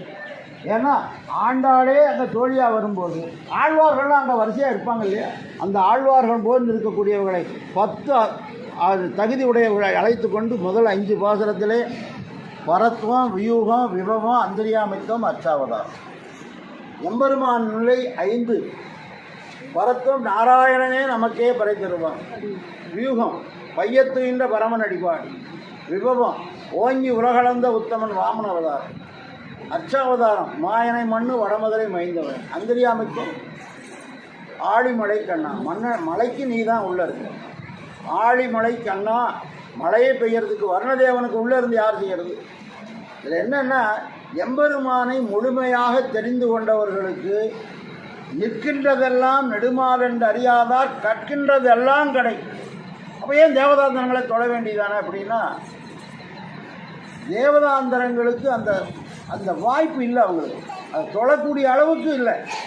அதாவது உயர்ந்த விஷயங்களாக இருந்தாலும் கூட அது எங்கே இருக்கணுமோ அங்கே இருந்தால் தான் அனுபவிக்க முடியும். அப்படி 5 நிலையிலே உள்ளவர் அடுத்து 10 பாசனங்களிலே 10 தகுதியுடையவர்களை அழைத்து கொண்டு எங்கே செல்கிறார்னா, நாயகனாய் நின்று நந்தகோபனுடைய கோயில் காப்பான், கொடித்தோன்றும் தோரண வாயில் காப்பான், மணிக்கதவன் தாழ்கிறவாய் ஆயர் சிறுமியர் மொக்கு என்ன மொக்கு என்ன தகுதி இருக்குன்னு அரைவரை மாயன் மணிவண்ணன் நின்னரே வாய் நேர்ந்தான். பரம்பரத்தில் நான் வந்து கேட்கல, இந்த ஆயர்பாடியிலே கண்ணன் வந்து முன்னாடியே அங்கே இருக்கான். இதில் என்ன ஆச்சரியம்னா, பிறந்தது தான் ஸ்ரீவில்லிபுத்தூரை தவிர ஊரையே மாற்றி என்ன பண்ணான், அங்கேயே கோயிலையே நந்தகோபனுடைய திருமாளியாக மாற்றினான். இப்போ அந்த ஊருக்கு என்ன இப்பொழுதும் என்ன பேருன்னு சொன்னால் நாச்சியார் திருமாளிகை. நாச்சியார் கோயில்னு ஒன்று இருக்குது, இது நாச்சியார் திருமாளிகை. அதே மாதிரி திருவள்ளரை, இந்த 3க்கு என்ன ஒற்றுமைனா, திருவள்ளரை மகாலட்சுமி குண்டலிகாவல்லி தாயார். அதே மாதிரி நாச்சியார் கோயில் அது நீலா பிராட்டி. இந்த ஸ்ரீவில்லிபுத்தூருக்கு இதுதான் பூமி பிராட்டினுடைய அம்சம். பூமி பிராட்டியே வந்து அங்கே அவதாரம் பண்ண பெருமை உடையதாகினாலே இங்கே நந்தகோபனுடைய கோயில் எங்கே இருக்குன்னா வடபெருங்கோயிலுடைய அந்த சன்னதிக்கு தான் போனாங்க. இவர்கள் ஊர்வலமாக வந்து எங்கே போகிறாங்கன்னா 10 தோழியர்களை அழைத்து கொண்டு அடியன் ஒரு 15-20 வருஷத்துக்கு முன்னாடி கோவிந்த நகரம் போயிருந்தோம். அங்கே இருந்த பொழுது ஒரு இடத்துல தங்கி இருந்தோம். காலையில் சாமி சீக்கிரம் போகலாம் வாங்க வாங்க ஒரு 4 மணிக்கெல்லாம் அங்கே போயாச்சு ராமாயணம். அங்கேருந்து அப்படியே கோஷ்டி கிளம்பி அப்படி கிளம்புனாங்க. ஆரம்பிக்கும்போது என்னமோ 4 பேர் தானே இருக்காங்க, வாங்க சாமி போகலாம் அப்படின்னு. பாசனம் திருப்பாவை ஆரம்பித்து ஒவ்வொரு திருமாளிகை முன்னாடி ஒரு பாசனம் சொன்னால் அங்கேருந்து ஒரு அம்மா வரும்.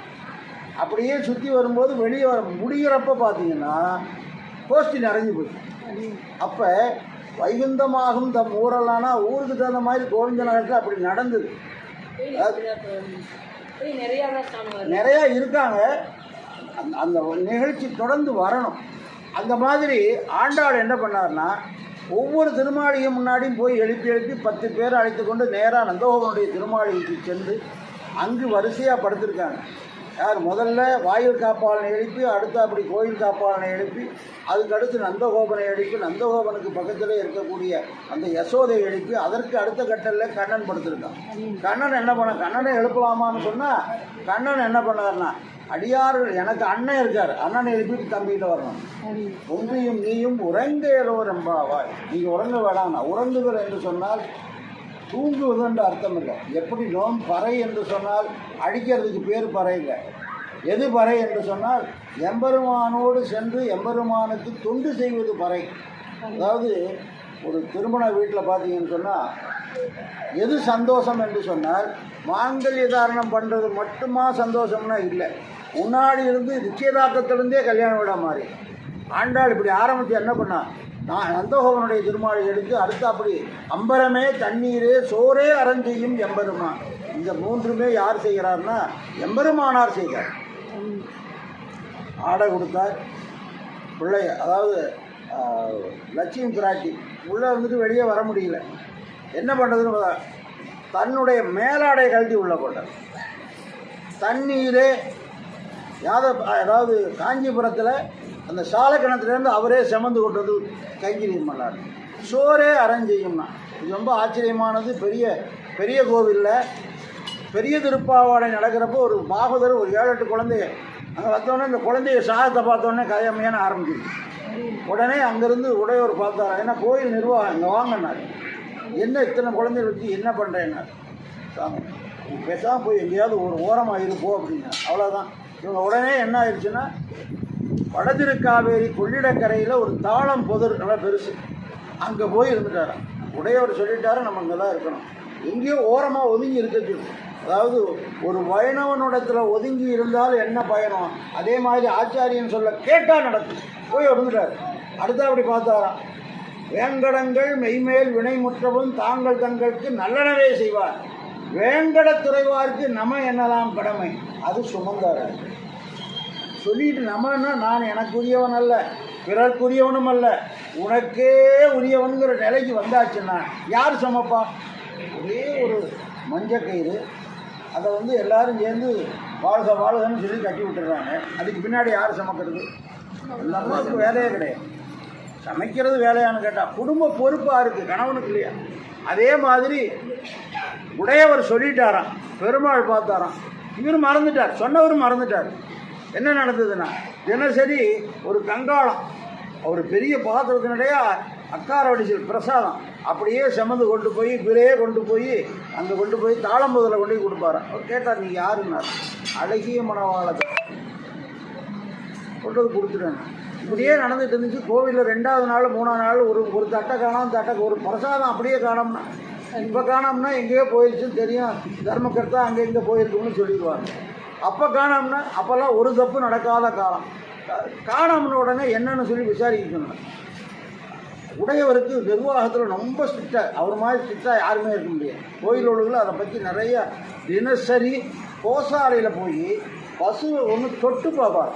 தொட்டு பார்த்தா என்னென்னா அந்த உடலுடைய உஷ்ணம் தெரியும். ஏதோ இதுக்கு வெறுமதுன்னு இருக்குது, இது சரியாக இல்லை அப்படின்னு சொல்லக்கூடிய அளவுக்கு அந்த அளவுக்கு நேர்மையாக ஒவ்வொரு அதாவது இப்போ சொல்கிறேன் கார்பன் ஷீட் வச்சு போடுறதுன்னு. அப்போ அந்த ரசீது கொடுக்குறப்போ ஓலைன்னா ஒவ்வொன்றுக்கும் 2லேயும் கையெழுத்து வாங்கணுமா, அந்த அளவுக்கு உள்ளவர். உடனே ஒரு தட்டை காணாமல் சொன்ன உடனே எங்கே பிரசாதம் தேடி பார்த்தா கிடைக்கல. இதான் கொண்டு போகிறது மகா திருடன் இல்லையா? அதாவது கண்ணன் என்னும் கருந்தெய்வம்னார். அவர் கருப்பு அப்படியே தூக்கி போனால் கண்டுபிடிக்கவே முடியல. கடைசியில் அங்கே இருந்த பாகவதில் ஒருத்தர் சொன்னாரா, அந்த தேவர் இங்கே வந்திருந்தப்போ சொன்னீங்களே, அவர் அங்கே கொள்ளிடக்கரையில் இருக்காங்க, அவங்கள போய் விசாரித்து பார்ப்போம்னா. அவங்கள போய் கூப்பிட்டா ஆனந்தமாக உடையவர் கூப்பிட்டுருக்காருன்னு ஒடியாராங்க. எல்லாம் நல்லா கொழுன்னு இருக்காங்க. அதாவது நல்ல நெய் கலப்படம் இல்லாத நம்பெருமாளுக்கு 1000 வருஷத்துக்கு முன்னாடி எப்படி இருந்திருக்காங்க அப்படி ஒரு தழிகை. அதாவது அந்த நெல் கூட நம்பெருமாளுடைய நிலத்தில் விளைஞ்சி வந்தது. இப்போ ரேஷன் கடையில் வாங்குற மாதிரிலாம் கிடையாது. அப்படி ஒரு தழிகை பெருமாளுக்கு அம்சையாகக்கூடியது. அதை சாப்பிட்டு நல்லா கொழுன்னு இருந்திருக்காங்க. இங்கே வான்னு கூப்பிட்டு என்ன பண்ணிட்டு இருக்கீங்க, யார் உங்களுக்கெல்லாம் பிரசாதம் ஏற்பாடு? தேவரியர் தானே அனுப்புறீங்கன்னு உடையவர்கிட்ட சொன்னாராம். நான் எங்கே அனுப்புவேனார். அதாவது சொல்லக்கூடியவர் உயர்ந்தவராக இருந்தால் செய்யவரவன் தன்னால் செய்வான். முழுக்க எம்பெருமான் இட்ட வழக்காக இருப்பான், ஆச்சாரியன் இட்ட வழக்காக இருக்கான் அப்படிங்கிறத நேரடியாக நடத்தி காட்டினாராம். அம்பரமே தண்ணீரே சோரே அறஞ்செய்யும் எம்பெருமான் நந்தகோபாலன் தானே பண்ணான். இங்கே யார் பண்ணுறதுன்னு சொன்னால் பெருமாள் தானே பண்ணார். ஏன் உடையவருக்கு சொல்லணும்? உடையவர் சொன்னது தான் அவர் செஞ்சார். நந்தகோபாலுடைய பிள்ளையாக பிறந்ததே கண்ணன் அவருக்கு ஒரு பட்டம் கட்டுவதற்காக வந்தாராம். நந்தகோபன் குமரன் ஆகையினாலே அம்பரமே தண்ணீரே சோரே அறஞ்செய்யும் எம்பெருமான் நந்த கோபாலா எழுந்தராய் கொம்பனார்க்கெல்லாம் கொழுந்தே குலவிளக்கு எம்பெருமாட்டி யசோதா ஐபுரா என்று சொல்லி யசோதை எழுப்பி நம்பி மூத்தவரானை எழுப்பி கொண்டு அடுத்த கட்டளிலே சொல்கிறார்கள். இது ஏன் வரிசையாக தான் போகணுமா அப்படின்னு சொன்னால், முறை தப்பாமல் கேட்டு பின்னோர்ந்து தாமதனை பேசக்கூடாது, முறையோடு போகணும், தப்பக்கூடாது. உடனே அடுத்து பார்த்தாராம், என்ன உந்து மதகளிட்டன் ஓடாத தோல்வழியும் நந்தகோபாலன் மருமகள் படுத்துறது. பிராட்டியை பற்றி கொண்டு தான் பெருமாள்கிட்ட போகணும். அப்படி போகலைன்னா என்ன ஆகும் அப்படின்னா, ராவணன் பிராட்டியை மட்டும் பற்றி தான் பெருமாள்கிட்ட போகிற எண்ணம் இல்லை. அவன் என்ன பண்ணான், அழிஞ்சு போனான். விபீஷணன் என்ன பண்ணான், பிராட்டியினுடைய புருஷாகாரத்தோடு திருச்சடை சொல்லிவிட்டான். பிராட்டி நல்லா இருக்கும், பிராட்டியை சந்திக்கிறதுக்கு அதான் வழி. அவளை கொண்டு பெருமாள்கிட்ட போனான். அவருக்கு என்ன ஆச்சுன்னா, உயர்ந்த அந்த இலங்கா ராஜ்யமே கிடச்சிது.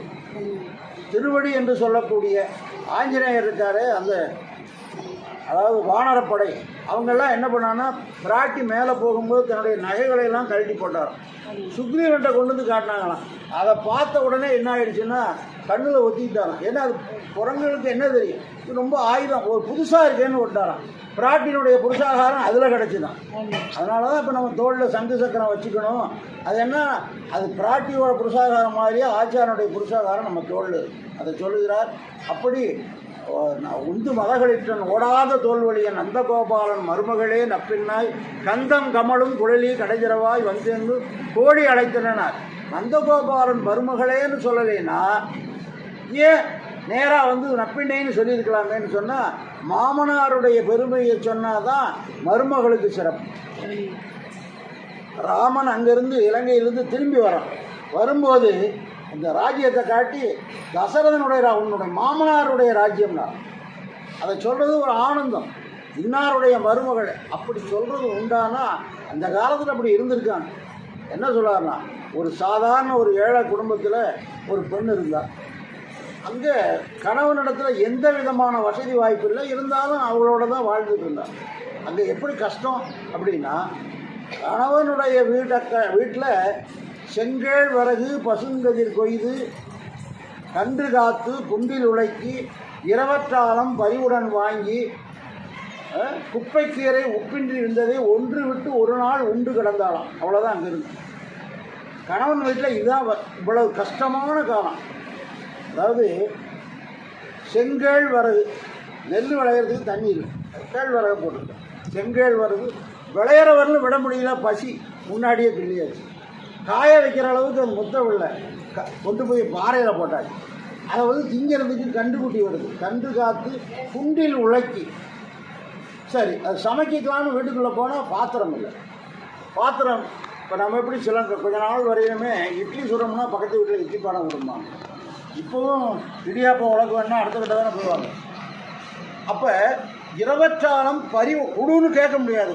கூட இரவற்றாலம் பரிவுடன் வாங்கி என்ன ஆச்சுன்னா, அதாவது முன்பு உதவினோருக்கு உதவணும். இந்தி வாங்கினாங்க இல்லையா, அவங்களுக்கெல்லாம் கொடுத்துட்டு தான் சாப்பிடணும்.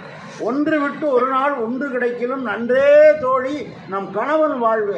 ஒரு நாள் விட்டு ஒரு நாள் சாப்பிட்டாலும் கணவனோடு இருக்கிறதா நல்லது. சரி, அப்பா வீட்டில் எவ்வளோ வசதின்னு கேட்டார். இரா மழை பெய்த வீர ஈரத்துள் பனை நுகம் கொண்டு யானை ஏற்பூட்டி, பனை மரத்தையே நுகமாக போட்டு யானையை ஏரில் போட்டுறோம்.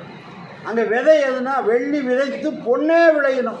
அங்கே விதைக்கிறது வெள்ளி, வெள்ளியே முளைச்சா என்ன பிரயோஜனம்? முளைக்கும் போது தங்கமாக வரும். வெள்ளி விதைத்து பொண்ணே விளையணும், வேண்டேன் பிறந்தகத்து ஈண்டிய வாழ்வேனா. அம்மா வீட்டில் எவ்வளோ வசதி இருந்தாலும் கணவன் வீட்டில் என்ன இருக்கோ அதுதான் நமக்கு சிறப்புங்கிற தன்மை உடைய ஒருத்தியாகினாலே அந்த நந்தகோபனுடைய மருமகளை சொல்கிறார். யார்? நப்பிண்ணை. நப்பிண்ணையினுடைய ஏற்றத்தை சொல்லுகிறார். ஆகினாலே நப்பிண்ணை நங்காய் திருவே துயிலாய் உக்கமும் தற்கொலையும் தந்து நீ உன் மணாளனை இப்போதே எம்மை நீர் ஆட்டு என்று சொல்லி அருள் செய்கின்றார். அப்படியே எழுப்பிட்டே வருகிற பொழுது, அதாவது 3 பாசனங்களிலே பிராட்டியை கொன்றுதான் பெருமாளை பற்றவன். அதற்கு அடுத்து அப்படி கண்ணனிடத்தில் செல்கிறார்கள். கண்ணன் அங்கன்மா ஞாலத்து அரசர் அபிமான பங்கமாய் வந்து நின் வள்ளிக்கட்டு கீழே சங்கம் இருப்பார் போல் வந்து தலை பெய்தோம். அதாவது ஒரு பெரிய ராஜா இருக்கான், அந்த ராஜாவுக்கு சிற்றரசர்களாக இருப்பாங்களாம். அவர் அப்படி கீழே கால் வைக்கலான்னு பார்த்தா சுற்றியில் யார் இருக்கான்னு சொன்னால் அவ்வளவும் சிற்றரசர்கள் இருக்காங்க. கிரீடங்களையெல்லாம் கலட்டி வச்சுருக்காங்க. அப்போ எப்படின்னா அவனுடைய அரசாங்கத்தினுடைய செல்வாக்கு, மாஞாலத்து அரசர் அபிமான பங்கமாய் வந்து நின் பள்ளிக்கட்டு கீழே, அதே மாதிரி நாங்கள்லாம் உன்னுடைய பள்ளிக்கட்டு கீழே சங்கம் இருப்பார் போல் கூட்டம் கூட்டமாக வந்திருக்கோம். வந்து தலை பெய்தோம் கிங்கினி வாய் செய்த தாமரை பூப்போரே செங்கன் சிறுச்சிறுதே என் மேல் விழியாவும். நீ என்ன செய்யணும் தெரியுமா? உன்னுடைய அந்த சிம்மாசனத்தில் இருந்து எழுந்து எங்களுக்கு அருள் செய்ய வேணுங்கிறத சொல்கிறார். அதாவது செங்கன் சிரிச்சிருதே என் மேல் விழியாவோ திங்களும் ஆதித்யனம் எழுந்தாற்போல் அங்கன் 2 கொண்டு எங்கள் மேல் நோக்குதியே எங்கள் மேல் சாபம் இழிந்தையலோ ரொம்பாவாய். முன்னை வினை பின்னை வினை பிராப்தம் என்று 3 வகையான வினைத்தொகை அனைத்தும் யானே என்னை அடைந்தவர் தமக்கு கழிப்பன் என்னும் அரங்கர் எதிராஜா நீட்ட வழக்கென்றோ சொல்லாயினா. எம்பெருமானாருடைய அந்த வழக்கு இருக்கே, அது என்ன சொன்னார்னா, அந்த சொல் வழக்கில் தான் எம்பெருமானே கட்டுப்பட்டு கிடக்கிறான். அதாவது சொல்கிறார், இந்த எம்பெருமானாருடைய சம்பந்தமுடையவர்களுக்கெல்லாம் மேல் வீடு சொன்ன மாதிரி நீ பார்த்தா போதும், அந்த பார்வை அங்கன் 2 கொண்டு எங்கள் மேல் நோக்கினியே எங்கள் மேல் சாபம் இழிந்தேலோர் எம்பாவா என்று சொல்லி அதற்கு மேலே எம்பெருமான் நீ அந்த பள்ளிக்கட்டிலேருந்து எங்களுக்காக 10 அடி நடந்துவான்.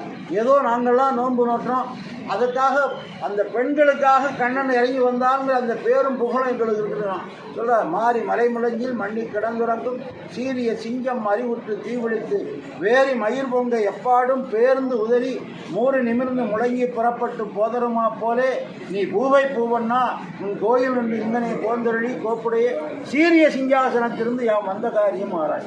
ஒவ்வொருத்தருக்கும் ஒரு காரியம் இருக்கும். எங்களுக்கு காரியம் உனக்கு தொண்டு செய்வதுதான். அப்படியே அழைத்து கொண்டு வருகிறார்கள். மாலை மணிவண்ணா மார்கழி நீராடுவான் என்று சொல்லி இந்த நீராட்டத்துக்கு எங்களுக்கு வேண்டியதெல்லாம் கொடுனார். கொடியே விதானமே ஆறு நிலையாய் அருள் என்று சொன்னார். அதுக்கடுத்து நேற்றைய பாசனம் கூடாரை வெள்ளுஞ்சீர் கோவிந்தா, கூடாரை வெள்ளுஞ்சீர் கோவிந்தா உந்தன்னை பாடி படை கொண்டு யாம் பெரும் சம்மானம் நாடு புகழும் பரிசார்கள். உன்னை போய் பாடணும்னா எங்களுக்கு எப்படி பரிசு கிடைக்கும்? நாடு என்று சொன்னது திருநாடு வரையும் நாடு புகழும் பரிசினால் நன்றாக உலகம் பூரா போராட்டம் பரிசினால் நன்றாக சூடகமே தோல்வளையே தோடே தெவிப்பூவே பாடகமே எந்தனைய பல்கலனும் ஞாபகம். இந்த தோல் இருக்கே கண்ணன் காட்டினாராம். இந்த தோல் இருக்கும்போது மல்லாண்ட தின்தோல்னா அந்த மல்லாண்டு பாடினார் அவங்க அப்பா. இங்கே என்ன பண்ணுறாரு? அந்த தோல் வலை இருக்க உன்னுடைய தோல் வலையை காட்டி எங்களுக்கு கொடுக்கும். தோல்வளையே தோடே செவிப்பூவை சாவதேசத்தில் இதெல்லாம் அதாவது நம்ம பஞ்ச சமஸ்காரத்தையும் உணர்த்தக்கூடியது. சமாஸ்திரம் பண்ணிக்கணும். என்னென்ன பண்ணணும்?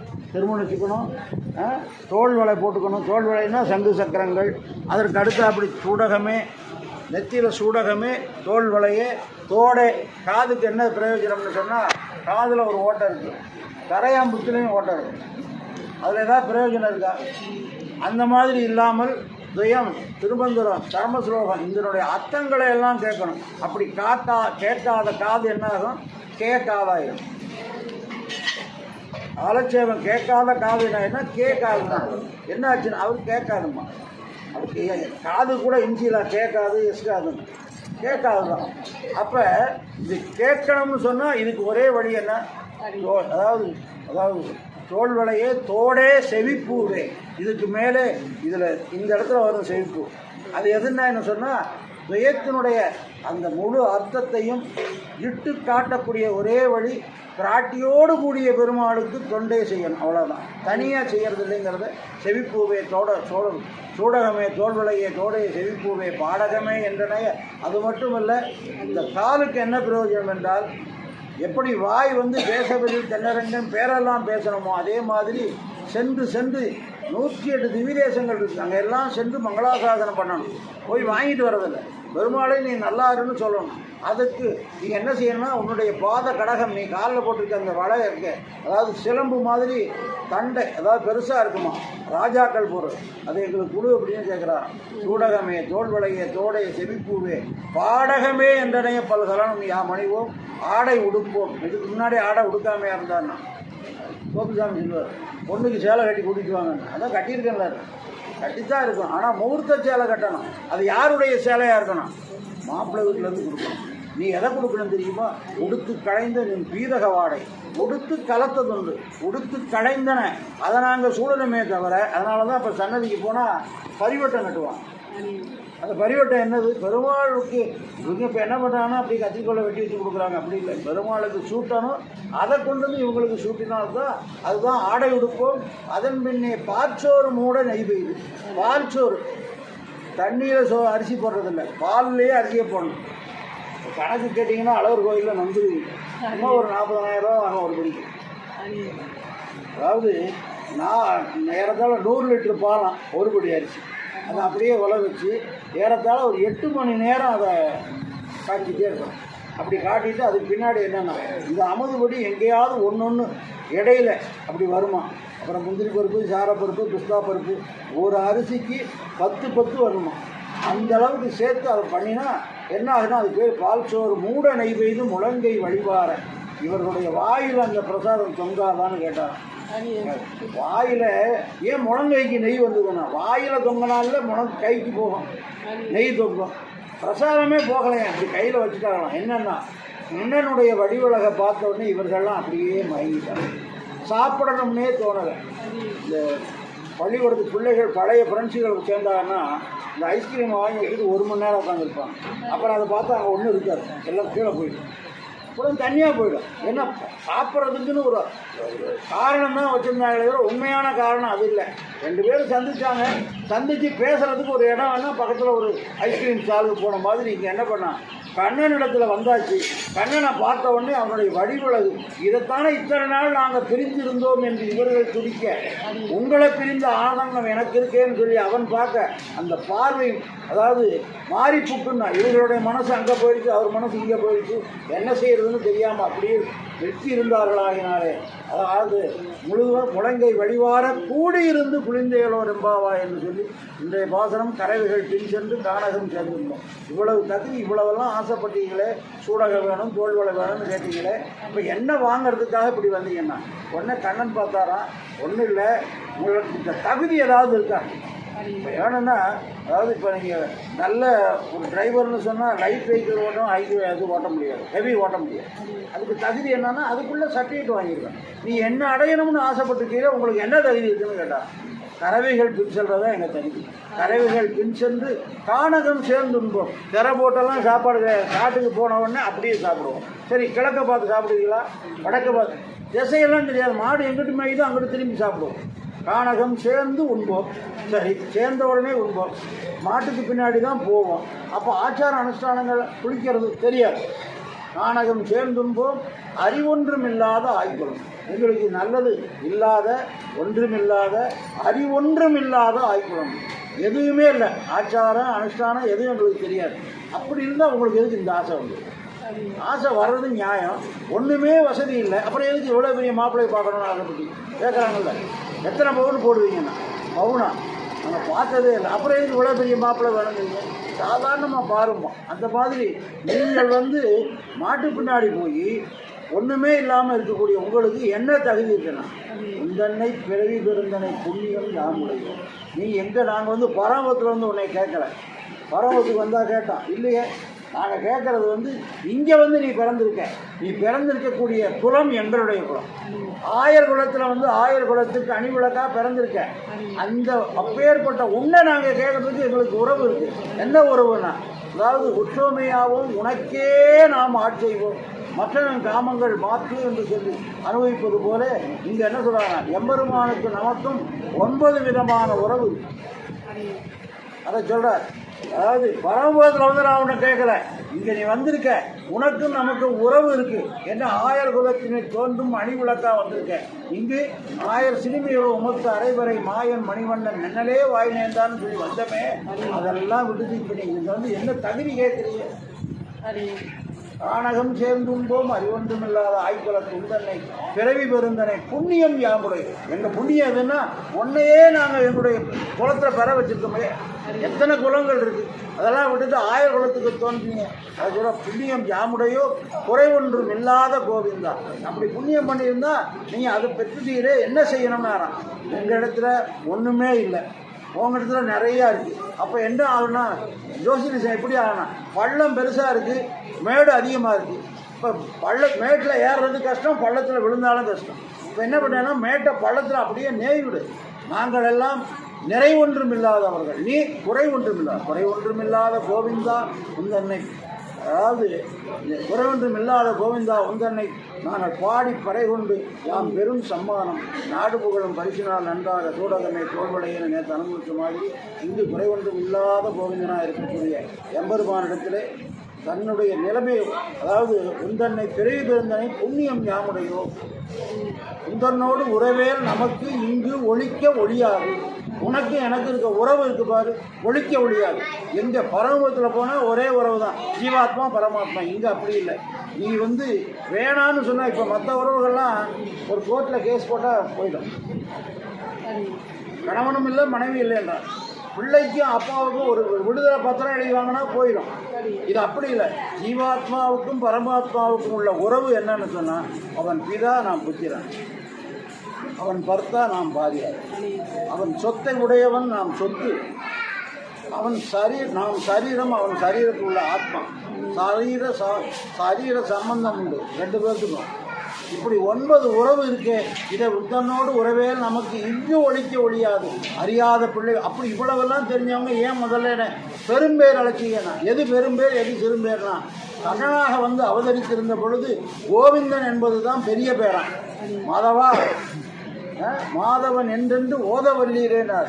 இங்கே என்னன்னா, அதாவது மாதவனை கேசவனை பாடவும் நீ கேட்டே என்று சொன்னாயே, அதுதான் எனக்கு உகப்பாக இருந்தது. ஆனால் முதல்ல என்ன சொன்னேன், நாராயணனே நமக்கே பெரிதல்வான் பையத்துயின்ற வரமன்னு சொன்னேன். அதுக்கு மேலே ஓங்கி உலகளந்த உத்தமன்னு சொன்னேன்.